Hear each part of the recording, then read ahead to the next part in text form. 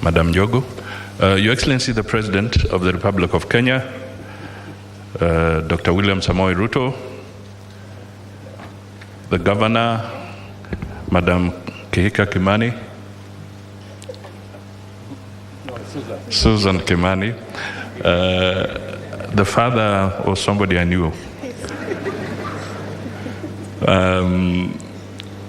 Then my two principal secretaries and other principal secretaries present, Your Excellencies, ambassadors, distinguished guests, ladies and gentlemen, Hamjambo. I will be very brief because Madam Jogo has spoken to the issues very well, and the President wants to have a one-to-one engagement, and I do not want to eat into that time. I want to try and shorten so that we can maximize on that interactive session. But I'll just highlight one or two things. One, it is so significant that this event is taking place here when we are celebrating 60 years of independence. That is a critical milestone. The message here is that the Kenyan diaspora has truly come of age, and it is therefore important that they take their rightful space in the development agenda of our country. A few days ago, I was in the UK, and I had an opportunity to interact with the diaspora there. They are raring to go. They want their footprint broadened. And therefore, this gathering here will give us that opportunity to enable that to happen. My request to you is that we need your help to also inform debate on the local scene.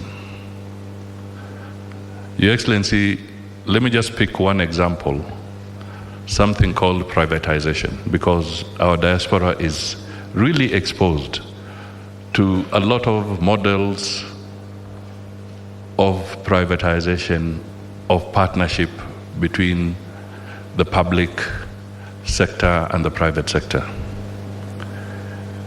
We want you to be part of this robust debate that is taking place in Kenya today.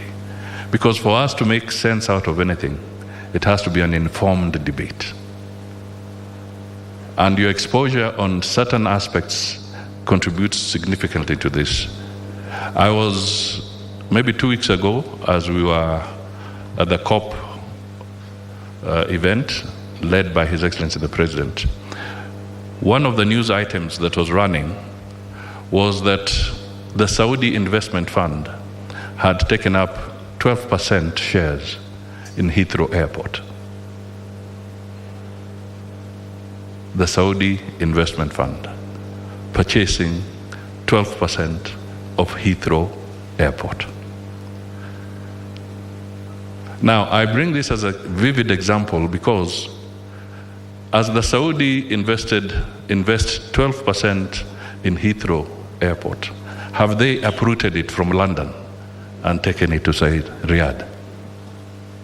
It still remains an asset in the United Kingdom, but they are part of the profit process.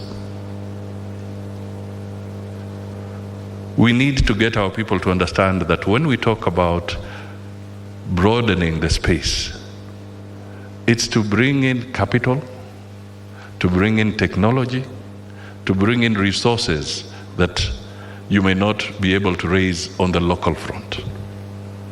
Now, it's this kind of engagement that I'll be putting across to you as members of the diaspora to enrich that debate on the local scene so that the broader aspects of us drawing capital and bringing in FDI can be seen from a broader perspective. We were having a light moment with the President here, and somebody said, why are you selling KICC? The government talked about privatization. They did not talk about disposal of KICC. Two distinct things. What would be wrong if part of the diaspora fund was to become a fund that invests, the Kenyan diaspora fund becomes part of the partnership in actually commercializing the KICC operations, but it is also an investment that benefits you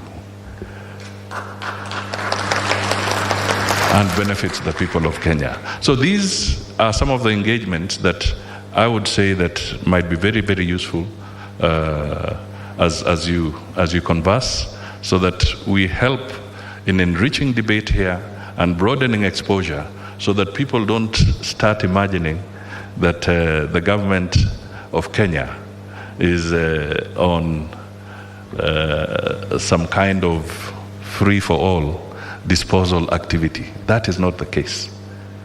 Now, and therefore, as we talk about the other investment opportunities along, please think about these issues and figure out how you can perhaps help us in making sure that the understanding is deeper, better, broader, and therefore we can move faster.